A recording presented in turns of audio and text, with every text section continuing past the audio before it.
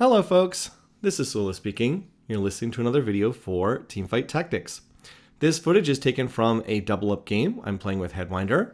In this game, we're going to be seeing a Yuumi-based team composition. Yes, Yuumi, one thing I remember about her is she was the dominant unit on the beta environment, the PvE, back when the set first went on the PvE. Yuumi was like this really overtuned unit, and Battle Academia was kind of the dominant comp for like the first 3 or 4 days of the PvE. And then, of course, she got a bunch of nerfs, and then Battle Academia was weak for a little while, and now it's cycled back to the point where Battle Academia and Yuumi are like some of the strongest units, and Yuumi's maybe the strongest forecast in the game right now.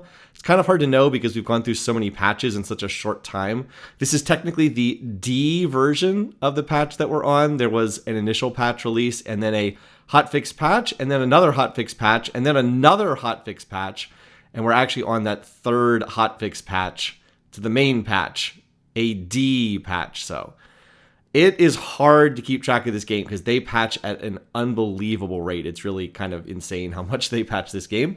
But anyway, as I said, we're going to be looking towards Yuumi eventually. We don't have Yuumi right now. For the moment, we have a beach encounter. What is it? The beach episode, which basically means that we don't have an encounter at all. We get this beach ball to push around.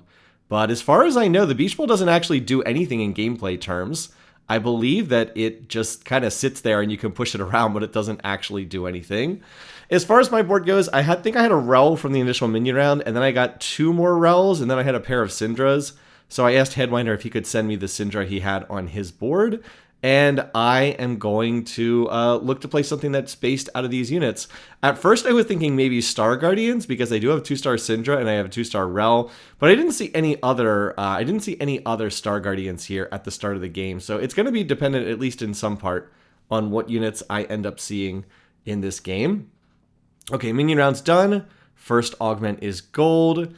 I looked at these options. I didn't see anything I liked all that much here. I was like, I have a crew augment, but I am not playing crew from this position. That would be a super grief to try to force that from here. So I decided I'm just going to take time skip. Disable your shop for the next 3 rounds, then gain 28 experience. I normally don't take this, but it seems like a decent enough opportunity to take this. I'm looking at the board over there for Headwinder. He had 2 out of 3 Callistas, so I was like, all right, I think I'll just send this Callista before I take this augment. I think I would have been fine anyway because this augment disables the shop. It doesn't mean that you can't do anything with your units. It's a little bit different than the old AFK. AFK augment literally meant you couldn't do anything with your board. This one just disables the shop. So it's very similar, but it's not 100% the same. So I'll stick these items on. I'm going to take Rising Chaos for Syndra. It's on cast. She fires an additional orb. I believe it's basically an additional orb each time she casts. Subsequent casts add an additional orb. So it's kind of a scaling augment. It's one of her better augments one of her better power-ups as I understand it. And I think it's particularly good at the start of the game because fights tend to be pretty slow at the start of the game. Later on in the game, damage gets higher in TFT and the fights tend to be faster. But early game fights tend to be rather slow because the units don't deal that much damage. Most of the damage is coming from the units doing their auto attacks. Nobody has items yet. So stuff that's slow acting tends to be pretty good at the start of the game. This is going to work for the time being. I have no access to the shop, so I can't control anything. But I'm just looking around at the different boards. Oh, I was using this time to scout the other boards because I was trying to see what directions I might end up going once I actually had control of my shop back again, which is going to be after the minion carousel. I was thinking one of 2 things. Either I could play more deeply into Star Guardians, just play like the vertical Star Guardians. And I was like, if I see a bunch of Star Guardians, I'll head in that direction. The other route that I can look to go is I could look to play Prodigy / Battle Academia. That is, Syndra is a Prodigy unit. I could look to fill out my board with other Prodigy units and Battle Academia units because that seemed to be pretty uncontested. Now, it turned out there was one other player that went in that direction, but at this point in time, nobody was really playing that board. So I thought, all right, I'll just see if I see Battle Academia units, I'll play that. If I see a bunch of Star Guardians, I'll play that. You know from the video's title which direction I ended up going eventually. This fight's close, by the way. I was going to win the fight, and then I get reinforced on, and then I was going to lose the fight, but then Headwinder was able to come over and join me, and we're able to win the round and keep this little tiny early game win streak intact. Now, Headwinder took a Duelist emblem for his augment, He put it on the Callista I sent him, which is kind of amusing. He's going to end up playing a duelist board, which, as I understand, is actually kind of a meta comp right now. That this was not really played before, but it's kind of emerged that this is actually a pretty strong comp. So he's playing through the 2-star Callista that I was able to send him that Callista. And then as far as units to send me, he asked what I wanted, and I said, I'd like the Xinjiao. Xinjiao will make Bastion trait for the Ro. It actually also makes Soul Fighter trait for the Nefiri. The Soul Fighter portion's not really going to do that much, but getting Bastion trait for the Rel is pretty nice. I also think I could have placed the Xinjiao on the board, because again, the augment I took disables the shop. Pretty sure I could have just grabbed the Xinjiao and put him anywhere I wanted on the board, but I was still thinking at the time that I couldn't actually control him. So yeah, he just gets auto-placed on my board. This fight's reasonably close. I'm pretty sure I would lose this one in a close round. But then Headwinder's going to come over, and with his help, it looks like we win this one. And that's a good win to get, because that was the Stars is Born player. That's the person who got a 2-star 1 cost and a 2-star 2 cost out of their augment. So if we're able to beat that round, even with a little help, still a good sign for our team. Now, I've won all the rounds so far, so I'm going to be the last pick on this carousel. I'm just going to have to take what's left over here. Again, I still don't know exactly what direction I'm going to go in, but I wouldn't mind getting something that can go either for the Syndra, like I could take a glove here to make Jeweled Gauntlet. I could also take the belt here and make a frontline item. Neither one would be that bad. And it looks like out of these options here, I was like, okay, I will go ahead. I'll take the Kabuko with the glove. I'm happy to make a Jeweled Gauntlet. That'll work. I can play that in a Star Guardians board. I can also play that in a Battle Academia Prodigy board. And then look at my shop here. No Star Guardians, 3 Battle Academia units. As soon as I see this, I was like, okay, I think that's the direction I should be going. Also, check out my level. Yeah, I'm level 6. Yep, that's what that 28 XP got me. It just instantly set me to level 6. Now, normally when you take this augment, you usually are going to be lost streaking when you pick this up. Because, again, you have no access to the shop for the next 3 rounds. You can't really do anything with your board. You're missing out on the chance to get units. As you can see, I send the Gangplank over there to Headwinder's board. It's usually a lost streaking augment, but I have gotten the best of both worlds. I was able to win all 3 rounds, again, with significant help from Headwinder's board, which has been quite strong here in the early game. I was able to win all 3 rounds and also get the big XP bonus. I mean, that gave me 28 experience on stage 2, which is where it accelerates your board the most. I mean, oh my goodness, that is really, really, really nice. So now we're in just a fantastic position. I'm level 6, 18 gold. So now I can just sit here and let my econ build up, and I'm going to be level 6 to everybody else's either level 5 boards or level 4 boards. Yeah, the Yumis or the Nikos here, if the Nico had popped up 1 round, if this had been my shop 1 round sooner, I probably would have played Star Guardians because there's a Zaya and a Nico here. But at this point, I've decided I think I'm going to go the Battle Academia Prodigy route. I think I'd just rather head in that direction.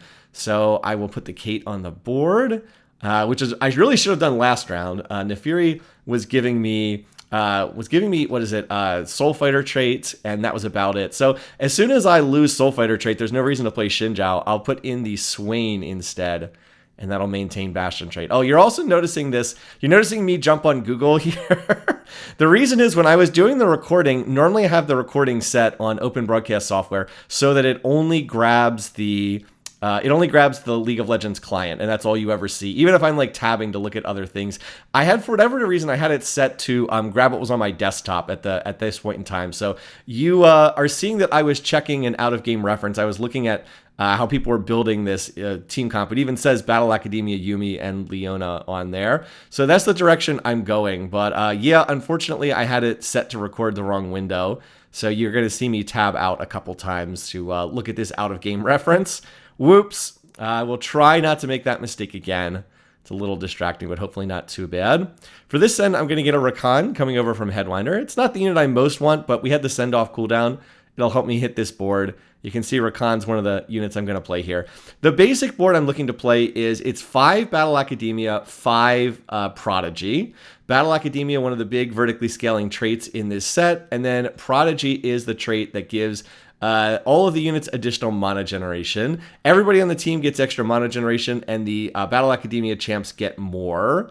Or the actual Prodigy units get more, excuse me. I think that at Prodigy 2, which is what I have in here right now, the whole team gets 1 mana regen per second, and then Prodigy units get 3 mana regen per second. So it's a mana generation trait. It causes the units to cast more often.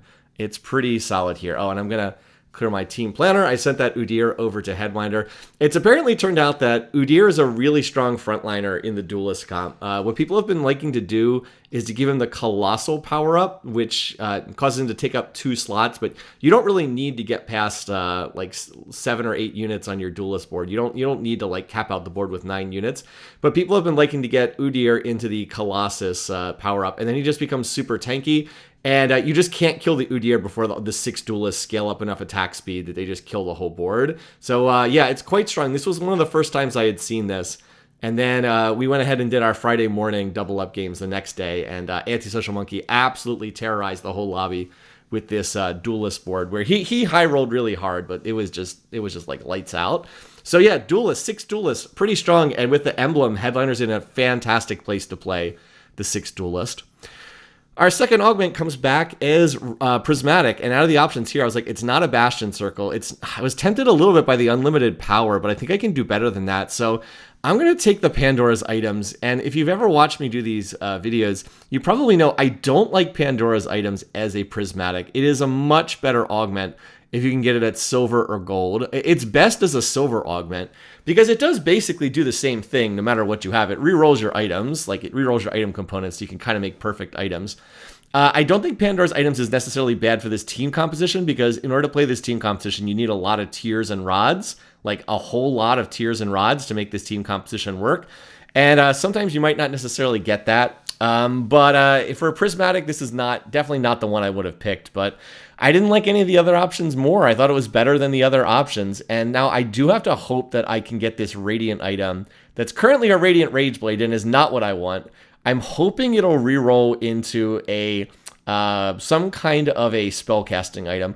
I can live with a tank item. Like, more frontline is not bad because Prodigy units often kind of scale up over time. Yuumi in particular has a stacking ability, so like really strong frontline tends to be good on Yuumi. But I would prefer to get a spellcasting item if possible because that'll really give my units a lot of punch. And then, oh, what's this? Oh, well, Radiant Morellos, yes. Yes, I will take Radiant Morellos. That's going to be quite nice. Now that I finally found a Garen, I'm going to sell the Swains. By the way, I was on Swain pair, Kate pair, Jace pair, and Rakan pair there for a minute. A lot of pairs. I'm actually going to get another Garen, so now I'm on 4 pairs again. Kate pair, Rakan pair. Oh no, I don't have two. I don't have 2 Jaces. I only have 1 Jace. That's right. So I only had 3 pairs there, I guess. But anyway, I'm going to sell the cat because I'm never going to play this unit. I'm going to level to level, level 7, so I can put the 5 Battle Academia in. And I've got this belt that can be used to make a Warmog, so I'm happy to take that and stuff it on Rel. I think that I do that, yeah, any second now. So I basically have like full items for a potential Yuumi. The only item here that's not fantastic on like a Yuumi is the Spear of Shojin. It's not great on Yuumi because she doesn't auto attack that much, but it's not bad or anything. And there's other Prodigy units that really do want Spear of Shojin. One of them being Malzahar, the other one being Seraphine. Both of them make quite good use of Spear of Shojin. So I'm fine with that. I don't need to let that item reroll or anything. It'll be perfectly serviceable. And, earlier I had a sword and a tear pop out of a minion round. So, and I did not have Pandora's items at the time. So what else was I going to do with those items? Now, there is a Yuumi with a rod on this carousel. That would be absolutely fantastic. I would love that Yuumi with the rod, but I knew I was never getting that with last pick. And indeed, I don't get it with last pick. I believe that gets taken by the other person who's trying to play this Prodigy / Battle Academia board. So that is, of course, the downside to being last pick is you're not going to get the top tier items. Good news is though, I do have Pandora's items, so I can kind of take anything I want and it'll just reroll. Like, I don't really want a sword here, but it'll reroll into something. If it's a tank item, I'll stuff it on the Rel, and if it's a caster item, I will put it on somebody, probably Ezreal for right now, because Ez can hold items for... Now I want to look to like itemize a Malzahar and then itemize a eventual Seraphine. Although getting more tank items is probably the higher priority. But then look at this. We get a Malz, actually double Malzahars, and we get another Udyr that I might be able to send to Headwinder, so I'll hold that for him. Do I pick up the other Malz? I think I remember to do that here. And yeah, you can see I'm looking past self, continuing to look at some of these boards for references about what items are good on which champs. But for the time being, I think we're still pretty stable here. Don't look now. We've won every single round thus far. Neither of us has lost a round yet. Although, again, I think Headwinder's board has been more consistently powerful than mine, which is not shocking since Duelist boards, if you can hit the early Duelist, like he hit 6 Duelists very early on, And Headwinder used his Prismatic Augment to take a Radiant Thief's Glove. The Radiant Thief's Glove will tend to get outscaled a little bit. It's not great in the late game, but it is very, very, very strong when you first get it. And by slapping it on a unit who has the 6 duelist attack speed, which right now is Gangplank, that ends up being a very, very strong item to have on there. All right, can we win this round? It looks like we were going to lose this round again, but fortunately I've got Headwinder as a teammate who always seems to be really strong in double up, and together we're going to be able to win this round. So once again, Headwinder kind of carrying me here through some of these early rounds. But I do think my board is starting to get stronger. And look at this. I hit the 2-star Mauls. That's a big deal. That's better than something. I think I just take the Kate off the board and play this instead, because this is just too good of a unit not to have it. Anyway, I went ahead and took some gold from the double up gift ground there, because I just need to get to a higher level quickly. I got another... Oh, we're actually going to trade items here. That's right. Headwinder needed... or one of us needed something here. I'm trying to remember. I think he needed the belt. From what I remember, I think he needed the belt. So I said, I don't really care what you send me. I have Pandora's items. It doesn't really matter what you send me, so I'll just take that. And I'll actually clear the Kates right now, because the next unit I'm going to play is Yuumi on this board. And I don't need to play another unit until I get Yuumi in. I also have a power snack. I'll just stuff it on Rel for right now. And I finally realized that you can actually view more detailed stats on these. I had no idea this was even a thing until I think it was Headwinder pointed it out on our Discord. Yeah, apparently there's more detailed information for the power-ups. You got to click that button. I have no idea why it defaults to don't show me any information about these. Why would that be the default? It's so silly. Anyway, so unless you click this button, there's like no way to know that there's actually more detailed information available. Anyway, this round is reasonably close. Again, I would lose this round just because I get reinforced on. I would have won the 1v1, but I'm still going to win it. Oh, that's the other player who's playing the Prodigy Yuumi build. Anyway, so yeah, I'm just going to keep leveling here, keep pushing tempo, and I get... there we go. That's the send I was looking for. Headwinder was able to find a Leona. So now the only thing I need is a Yuumi. I will just smoothly put my tank items over on the Leona. And then now I'll find something for her.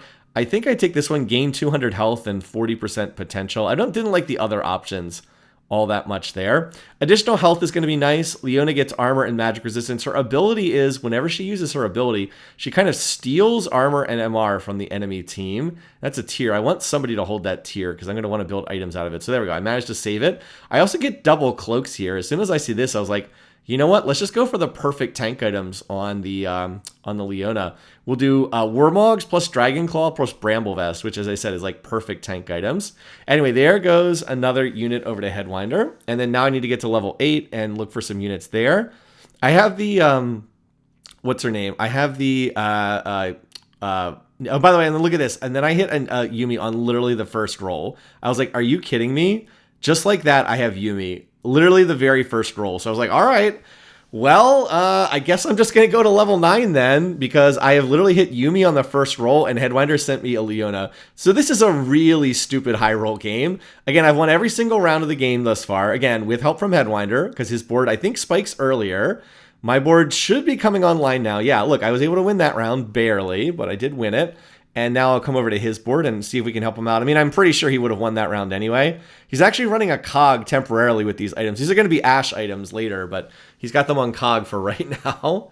Now we have a chance to pick something else, and I'm looking at these different options. I was like, I guess it's just Crown's Will.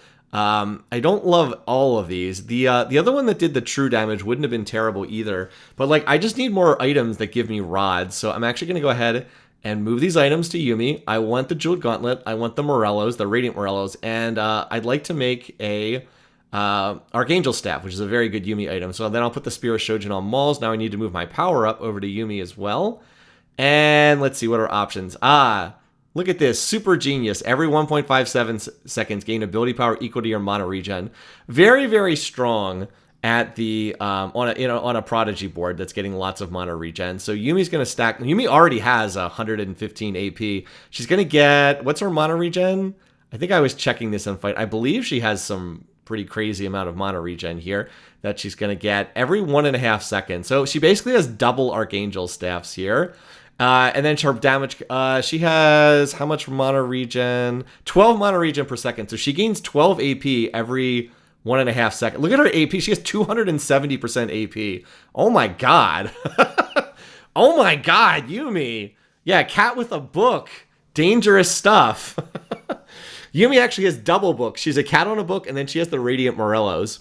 Now, the Radiant Morellos is pretty interesting. And then I had another Yumi. What the heck is going on here? I'm not complaining, mind you. It's just, okay. The game is just just handing itself to me on a silver platter here. Anyway, Yumi's ability is when her mana bar fills up, she casts and shoots out a whole bunch of like waves of energy.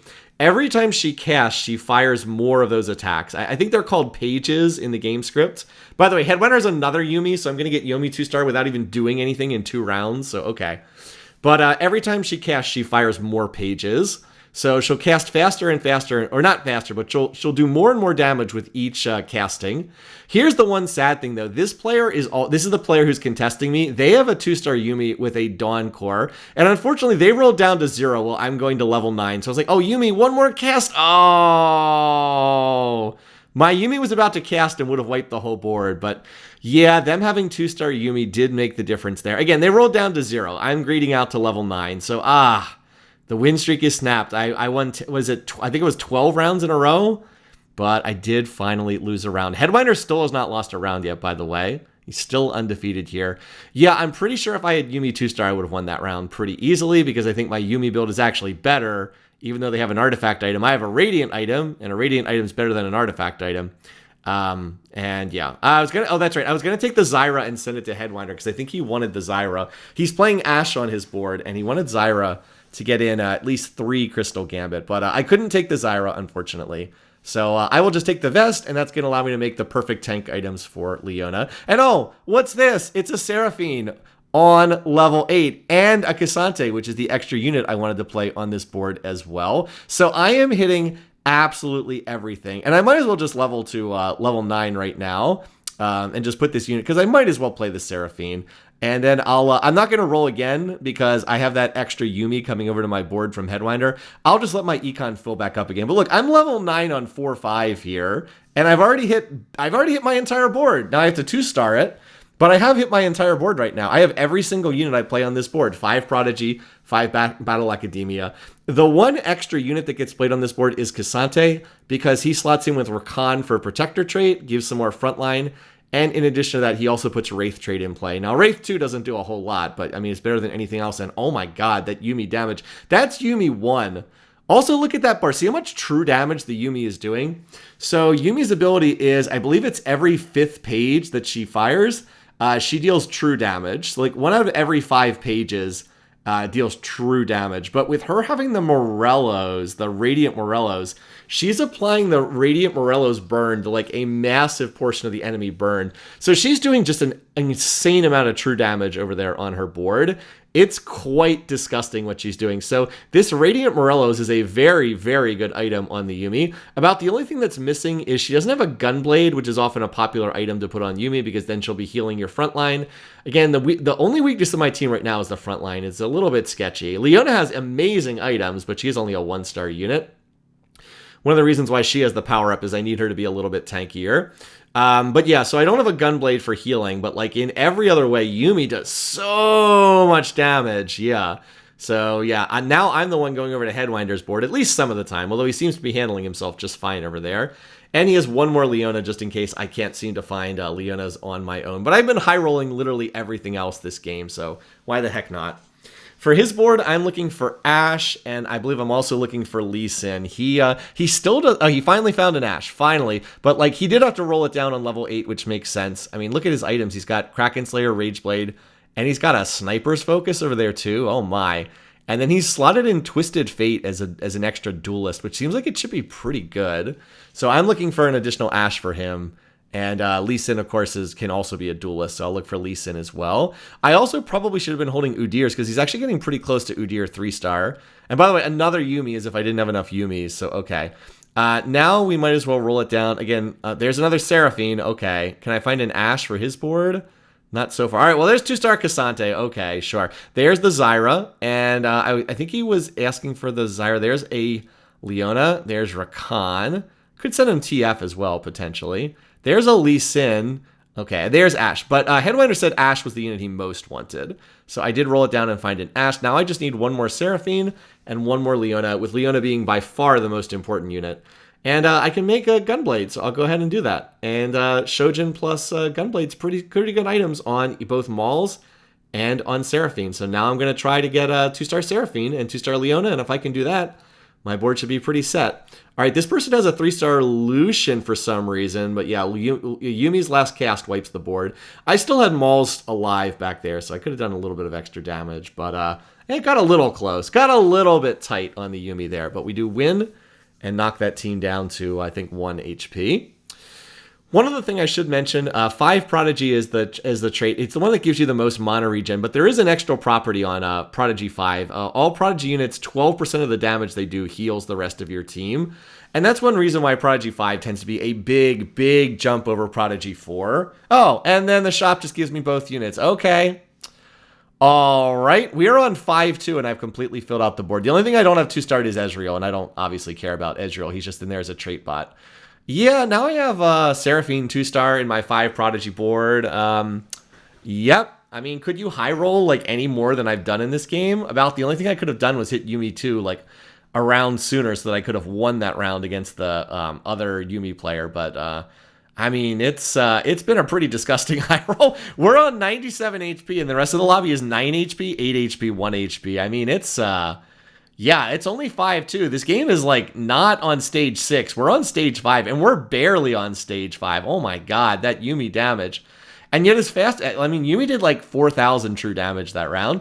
And as much damage as my board is doing, Headwinder actually won his round even faster than I did. He was coming over to my board to reinforce, and I thought I won that round quickly. We're just winning so quickly. But anyway, we're gonna get I'm gonna get an item here.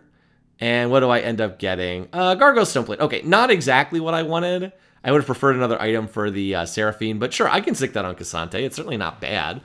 I mean, I do need additional frontline because so that like my Prodigy units can just sit back there and cast. Because again, Yumi does have additional pages every time she casts. I've heard it described. She's basically Heimerdinger from set 13. Heimer from the Arcane set is basically the same unit. But yeah, over there on Headwinder's board, he's just had that Udyr kind of carrying him, and it looks like he did get the Colossal power up. I think he tried re-rolling his power up, and he did manage to hit it. So that's kind of the unit that the board relies on. You just cannot kill that. You just can't kill that Udyr fast enough. Now for this round, everyone else in the lobby is on 1 HP, and I'm up against the Yumi mirror match. This is the only team that beat me the entire game so far. But I think my board is a lot stronger than their board. We have dueling Seraphine ults, but my Yumi is a lot stronger. And even though their Yumi gets off a couple nice casts, it's not really close. I'm going to win. I mean, their Yumi technically did more damage, but my board was a lot stronger. And that's actually it. All 3 teams were on 1 HP. All 3 teams get knocked out simultaneously. What the heck? What in the world? Okay, well, that's kind of random. I'm not exactly sure how it worked out, who got second and who got third and who got fourth. But yeah, we end up winning in a very easy, very fast game. I had the only loss. Headwinder never lost around the entire game, so that one loss was the only thing that cost us the perfect game. Why did they have to hit Yumi 2-star before me? Anyway, thanks for watching. Thanks for listening. Hope you enjoyed this. Till next time, take care, folks. I'll see you again soon.